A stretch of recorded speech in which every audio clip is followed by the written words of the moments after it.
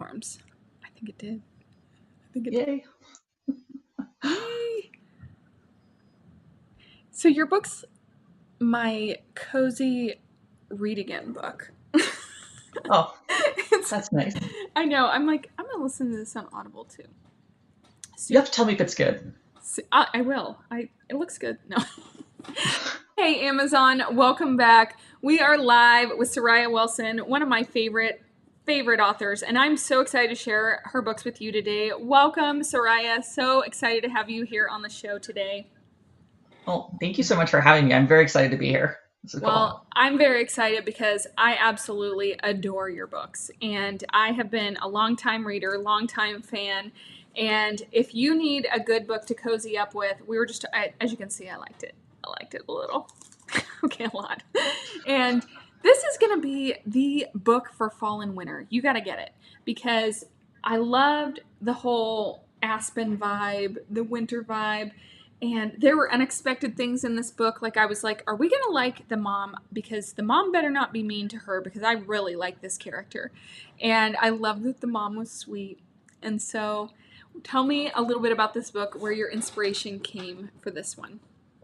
Oh, people ask me a lot, where do you get your ideas? And I will tell you it is from often consuming media. Like I see something and it just sets something off. And with Cinder Nanny, it was an article that was kind of going around like on Facebook, like, have you guys seen this? And it was this wealthy family who was looking for a nanny.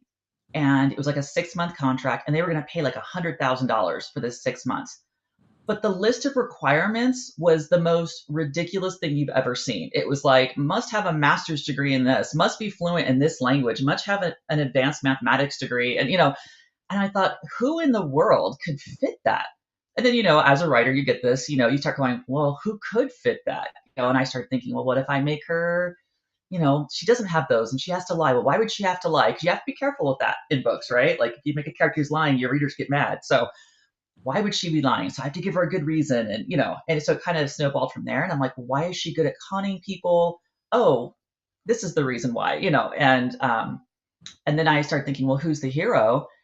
And I love historical romance. And I'm like, give me a duke any day of the week, right? So I'm like, I could write a British nobleman. That's like, I don't have any restrictions. It just never like occurred to me. And so I'm like, I'm going to make him a British Earl, and that would be really fun. So yeah, that's kind of where the idea came from. And then I knew I wanted it to be Cinderella-esque. And kind of the first scene, when I think about a book, I come up with those ideas and I start thinking, well, what's this book going to be about? The first scene I imagined was their first meeting with the shoe. Like that was the first thing I heard in my head was this interaction. So that was really fun to write that scene because I'm like, yay, this is what I wanted to write. So yeah, this was such a fun book. And you had so many good elements in here with the whole, the sister and like the family and how she started out. I don't know. Such a good read, you guys. There were so many funny things in here too.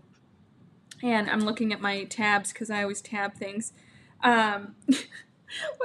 Okay, first of all, you guys should know that Sariah's really funny, and she has that dry sense of humor. Like I met you at Book Bonanza, and immediately I was like, I just really like you. You're really funny, and this is one of the scenes from her book that I cry. You'll just read it, and these things will just pop out, and you're just like, what?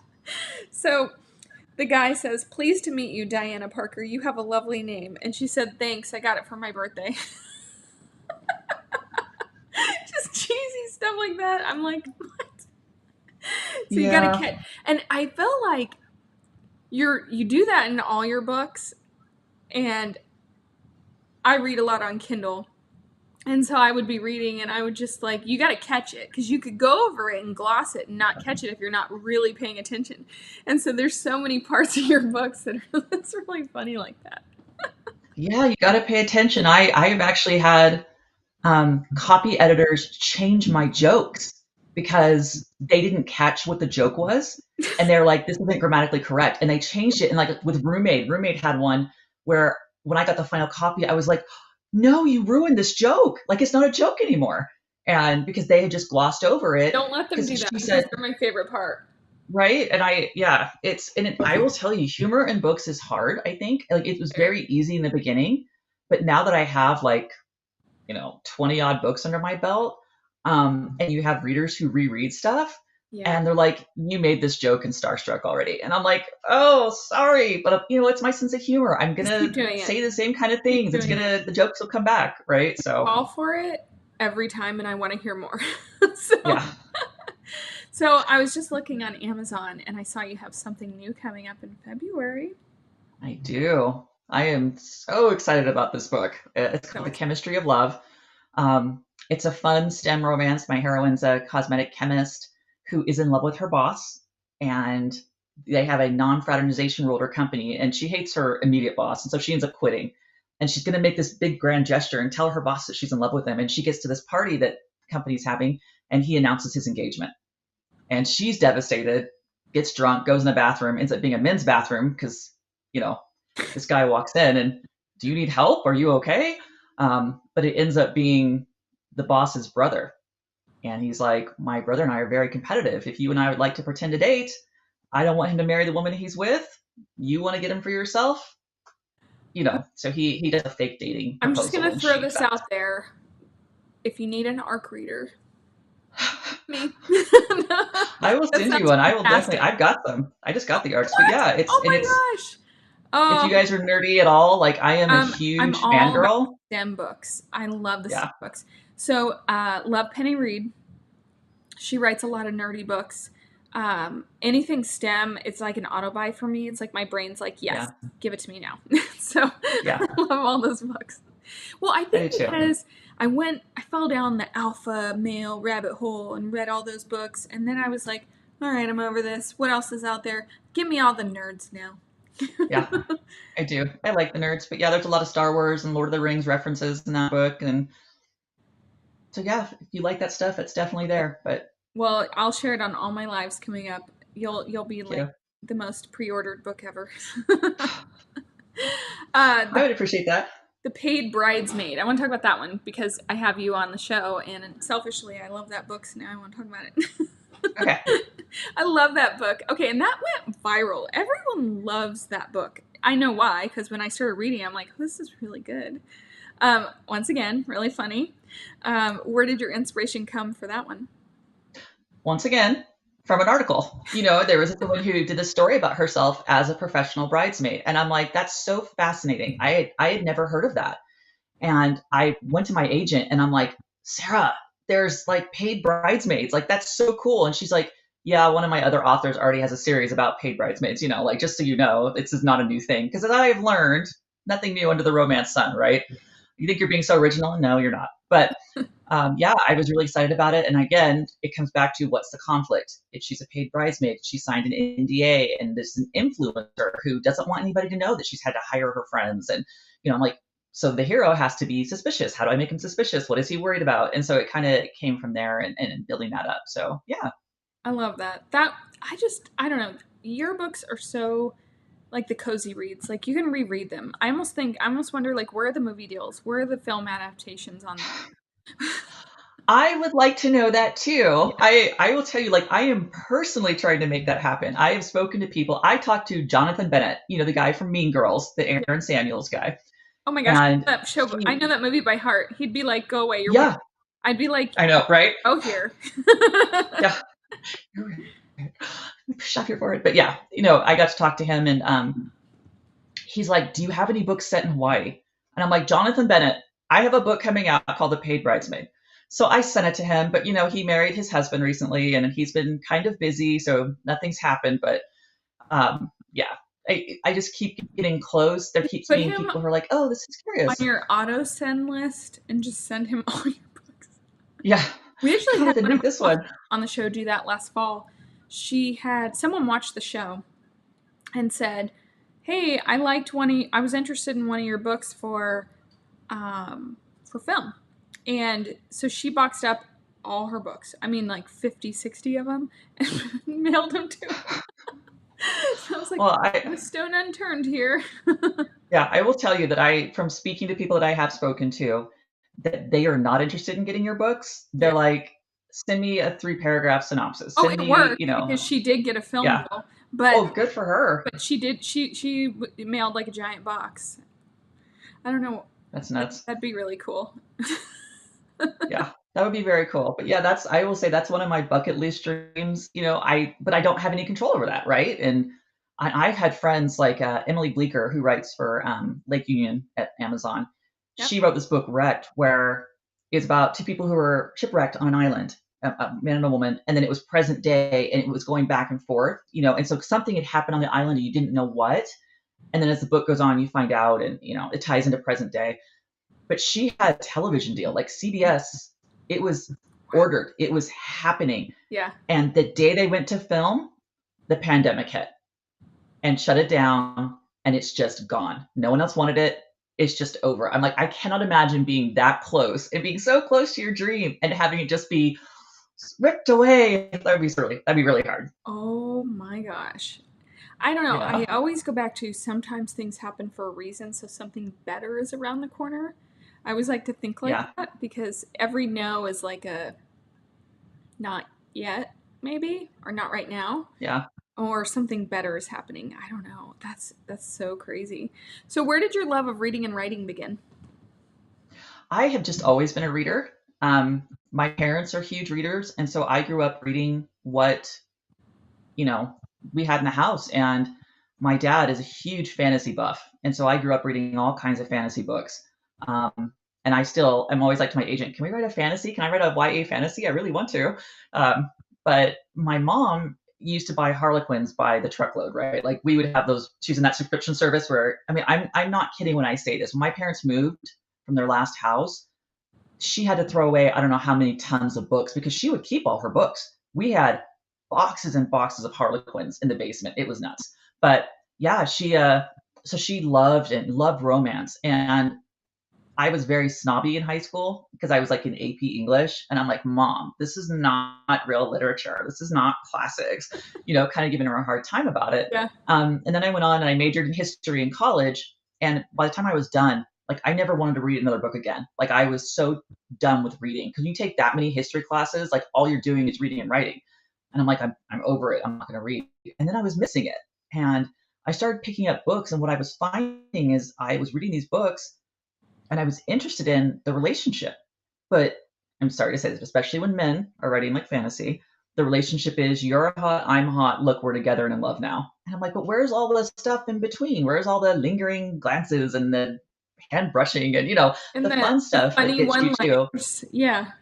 right. Like, I'm like, where is all this? And so I started reading romance and just like fell in love. Like, I'm like, this is my jam. Oh my gosh. Like, why have I resisted this for so long? And just really, really loved it. And I think with the writing, like, I felt like I was always good at writing. Like, it was something that I got good grades in and, did well in, but it was never like, oh, I'm going to be a writer someday. That didn't really ever even occur to me. And what ended up happening was I had a son who was diagnosed with autism just before his third birthday. And I mean, we were young. I was pregnant, and I mean, this was 20 years ago. And they were like, "Here's all these things you have to pay for." And insurance is like, "Oh, well, those are like experimental, and we're not paying for them." I mean, now they would, but back then, it was a huge fight. And I was like, he needs these treatments, this therapy. How do we pay for this? And I was, praying about it, meditating, putting it out there. And the answer I felt like I got was write a book. And I'm like, well, that's really stupid. And I'm not going to do that. And one of the things we did was like, again, this is before like GoFundMe or, anything where you get help. And so a bunch of people in my neighborhood got together and did like a multi-family garage sale for me, like donated a bunch of stuff. And I did press releases hoping to get some coverage and people out. And so one of the reporters contacted me and said, "Can I come out and interview?" And I said, "Sure." And she came to the house and she goes, "Before I come inside, I have to ask you, are you a writer?" And I'm like, that is such a weird and specific question. Why would you ask me that? And she's like, well, your press release was so well written. I just assumed that you were a writer. And it was sort of like the heavens parting, lightning coming down. And I'm like, oh, okay, I get it. I'll do it. And so, yeah, I wrote some historical romances for a very small niche regional publisher. And that did not go well. It was not a great experience. And then I had two more children after like a 5-year secondary infertility lapse that I was dealing with. And it's very hard to write when you have very small children. And by the time I got back into it, the indie revolution had started. And, and I remember reading about it and I was like so excited. I'm like, I could publish whatever I want and it would be so amazing. And so I wrote this book that even now it's called The Ugly Stepsister Strikes Back. It's got great reviews on Amazon. I thought it was good. People seem to really love it, but I think I was selling something like 5 copies a month, if that. Yeah.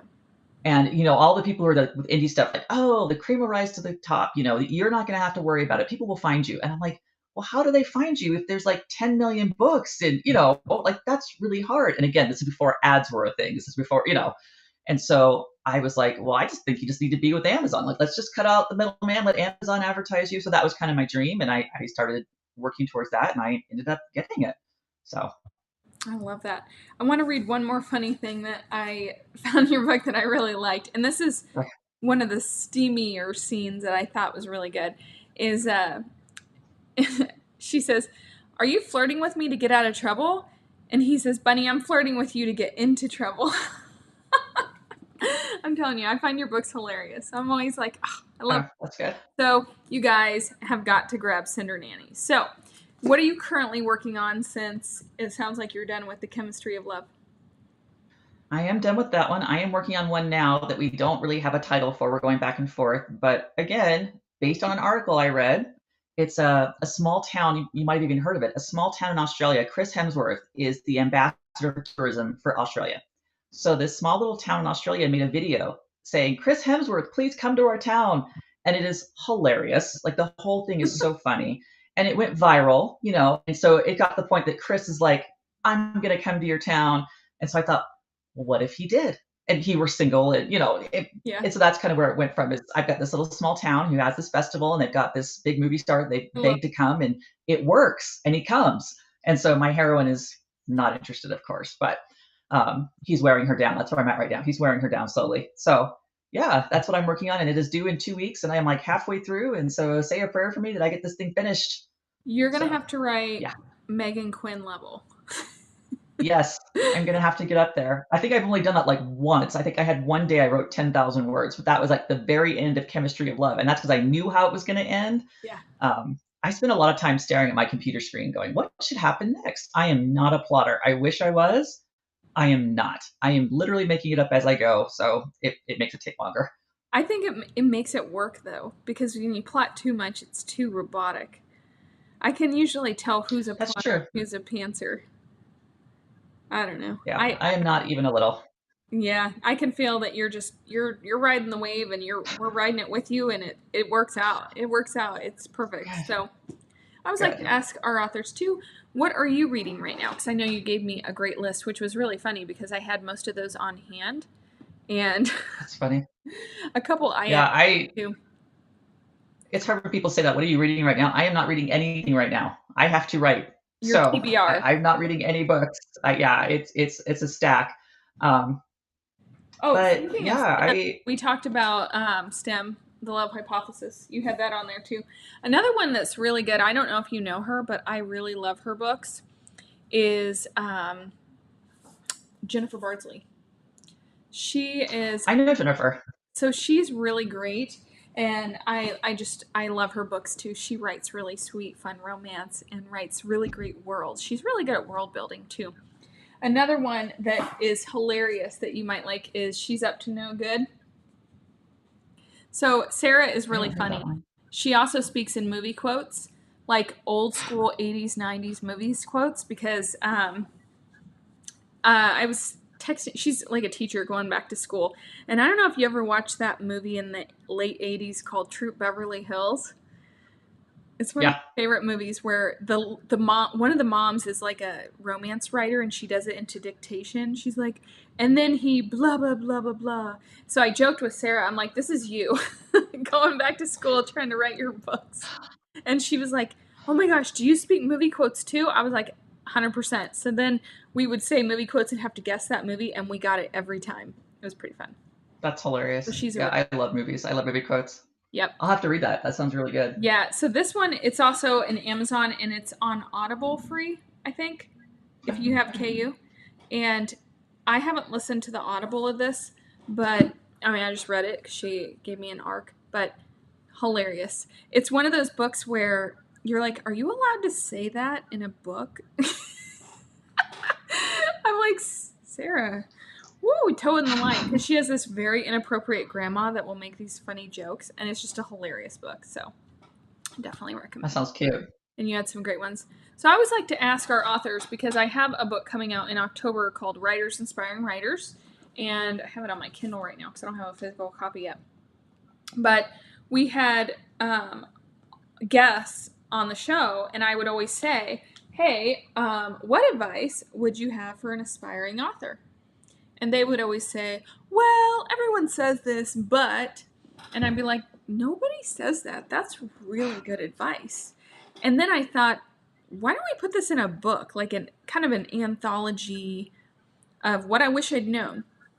And so Yeah. I talked to my friend Jennifer Prost, and I said, hey, you want to collab with me on this? And she said, yeah. So we put it together, and it comes out in October. But so we're probably going to be working on the next volume. And so I always like to ask, what advice would you have for an aspiring author?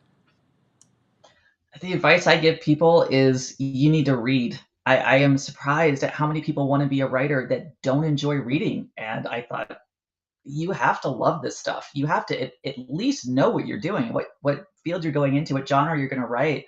Um, but I think for me, reading is the most important. And then learning the craft. Yeah. I didn't know that that was a thing because I was such a big reader. I'm like, oh yeah, you could just write now. And I started reading books like, Stephen King's on writing and Bird by Bird. And, and I'm like, wow, there's actually a lot to know. There's a lot of craft involved that you need to know. And that if you're gonna blow it up, you at least need to know what you're doing. Yeah. This is why I'm doing it. This is why I'm making this decision. But I did join a writers organization that was geared towards my field, and I felt like that was really, really helpful. And I do get writers coming to me, how do I get published? And I feel like you do a Google search, how do I get published, right? Like there's so many blogs and helpful things and YouTube videos that, I'm reinventing the wheel and telling you. But yeah, I think that. And then the other advice I would give to them is this is going to get harder. And I wish someone had told me that. And I didn't know that. I thought, you publish a book and you just keep writing books and it's super easy. And, you've already done it. How hard can it be? And I didn't know how crippling imposter syndrome would be. And like I said, am I repeating my kisses? Do they all sound the same? My love scenes, are all my jokes the same? And as you They're go not. on, I feel like, well, it feels that way, right? Like, is Yeah. this the same character I've already written? And I know there's people like you said, like Megan Quinn or Christy Caldwell, who just pumping out books. And I am always like, how do you do that? How do you not, feel like you're repeating yourself? And I think it's amazing that people can do that. But I don't know. I think when you have like anxiety brain, that you're kind of, it gets on you and in your, I don't know. But yeah, that it does get hard. And I wish someone had told me that. And everybody just made it sound like, oh, you get published. That's it. You're in, gates opened. It's great now. And Yeah. I don't know that that's true. So. Awesome. Well, where can we find you and support you online? Oh, I am all over. Twitter, I'm at Sariah Wilson, and Instagram, I'm at Sariah Wilson 411, and Facebook, I'm at facebook.com/Sariah Wilson author. I You love can that. see me. Also, Amazon friends, all the friends watching, be sure to follow Sariah Wilson here on Amazon so you don't miss out on any of her upcoming releases. Amazon does a good job of letting you know when something's coming up so that you can pre-order it or grab it on day of release. That way you don't miss out. I know I get sad when I follow an author and I miss a few releases and then I have to go back and catch up. So I definitely follow her here on Amazon as well. This has been so much fun. I cannot wait to read The Chemistry of Love. You made that sound. I was sold. So that's gonna be fantastic. So, and I'm really excited Oh, about your new one too. That's thank you. wow. I appreciate it. Montlake, just keep the deals coming because we need more books. Awesome. Well, Yeah. thank you so much, Sariah. Thank you so much. Everyone, be sure to grab her book and get started reading, listening today. However you read, listen, Kindle, paperback, whatever. Her books are just so funny and so good. She's one of those quirky authors that just makes me laugh and warms your heart. So thank you so much for joining me today, Sariah. Oh, thank you so much for having me. It was really fun. So fun. All right, stand by one moment. Amazon, thank you so much for watching. Be sure to follow along. We have more authors coming up next week. Bye, guys.